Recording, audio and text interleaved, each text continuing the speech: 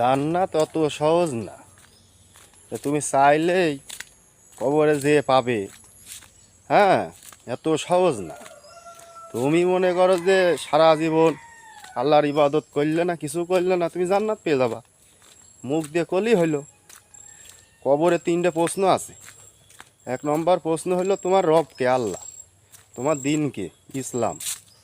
তোমার শেষ নবীর নাম কি? হযরত মুহাম্মদ সাল্লাল্লাহু আলাইহি সাল্লাম। এখন বিষয় হইল, আপনি আল্লাহর নাম ঠিক না হয় বললেন, আল্লাহ সৃষ্টি করছে, আল্লাহ বানাইছে, আল্লাহর নাম বললেন। আর তারপরে ইসলাম কি? সারা জীবন মনে করেন অন্য দল করে আসলেন, নবীর দল করলেন না। হ্যাঁ, ইসলামের কথা শুনলে আপনার গা জ্বলে যায়। ঠিক আছে, আচ্ছা বুঝলাম। তারপরে আপনার নবীর নাম কি?